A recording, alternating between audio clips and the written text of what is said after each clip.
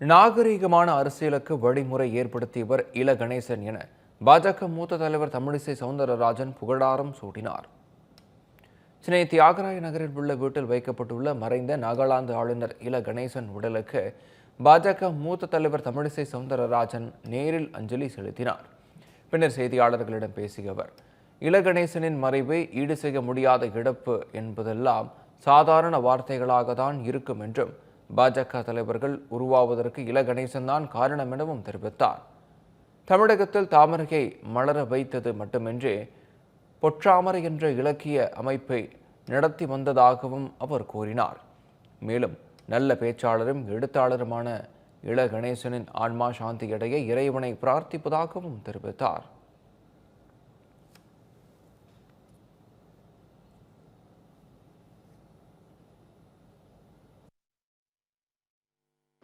தமிழகத்தில் தாமரையை மலர வைப்பதற்கு மட்டும் இல்லாமல் பொற்றாமரை என்ற இலக்கிய அமைப்பையும் அவர் நடத்தி கொண்டிருந்தார்.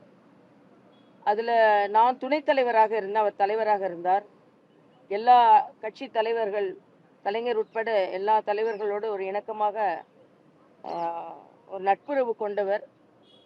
ஒரு RSSின் எளிய தொண்டராக இருந்து ஆளுநர் அறை வரைக்கும் உயர்ந்தவர்.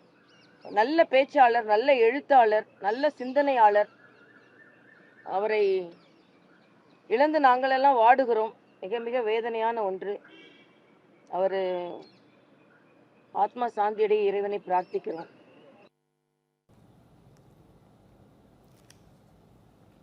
தமிழகத்திற்கு பெருமை தந்த அரசியல் ஆளுமை இல கணேசன் என கவிஞர் வைரமுத்து புகழாரம் சூட்டினார். சென்னை தியாகராய நகரில் உள்ள இல்லத்தில் வைக்கப்பட்ட அவரின் உடலுக்கு அஞ்சலி செலுத்திய பின் செய்தியாளர்களிடம் பேசிய அவர், மாற்றுக் கட்சியினரை மதிக்கும் பண்பாளராகவும் எவரையும் புண்படுத்தாமலும் வாழ்ந்தவர் இல கணேசன் என தெரிவித்தார். பொற்றாமரை என்ற அமைப்பு உருவாக்கிய போது தமக்கும் அவருக்கும் நல்ல பழக்கம் உருவாக்கியதாகவும் வைரமுத்து தெரிவித்தார். மறைந்த ஆளுநர் இல கணேசன் அவர்கள் ஓர் ஆளுநராக மாத்திரமல்லாமல் நல்ல மனிதராக, இலக்கியவாதியாக, மாற்றுக் கட்சியினரையும் மதிக்கிற பண்பாளராக திகழ்ந்தவர் இல கணேசன் அவர்கள். எனக்கும் அவருக்கும் உள்ள பழக்கம் இலக்கியம் குறித்தது. பொற்றாமரை என்ற ஓர் அமைப்பை அவர் நிறுவியிருந்தார். அதன் வழியே அவர் இலக்கியம் வளர்த்தார். நல்ல ரசிகர், நல்ல பேச்சாளர். பாஜக மூத்த தலைவரும் நாகாலாந்து ஆளுநருமான இல கணேசனின் மறைவு தமிழகத்திற்கு மட்டுமின்றி தேசத்திற்கே மிகப்பெரிய இழப்பு என கட்சியின் மாநில துணைத் தலைவர் கரு நாகராஜன் தெரிவித்துள்ளார். சென்னை அப்போலோ மருத்துவமனை வளாகத்தில் செய்தியாளர்களிடம் பேசிய அவர், தமிழ் மற்றும் தமிழ் இலக்கியத்தின் மீது இல கணேசன் அளவற்ற பற்று கொண்டிருந்தவராகவும், எந்த மாநிலத்திற்கு சென்றாலும் அங்குள்ள மக்களின் முன்னேற்றத்திற்காக அவர் பாடுபட்டதாகவும் தெரிவித்தார். தேசியமும் தெய்வமும் இரண்டும் இரண்டு கண்கள் என்ற கொள்கையை தனது வாழ்நாளில் கடைபிடித்தவர் இல கணேசன் என புகழாரம் சூட்டினார்.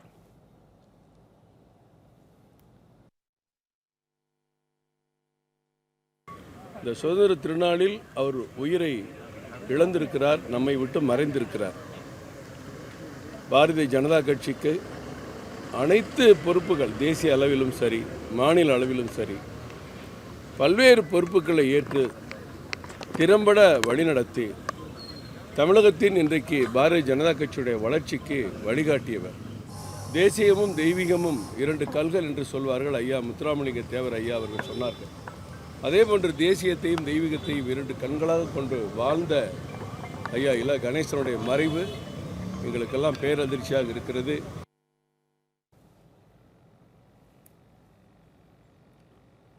இல கணேசன் மறைந்து விட்டார் என்பதை கேட்டு மனம் வலிப்பதாக பாஜக மூத்த தலைவர் ராஜா கண்ணீருடன் தெரிவித்துள்ளார்.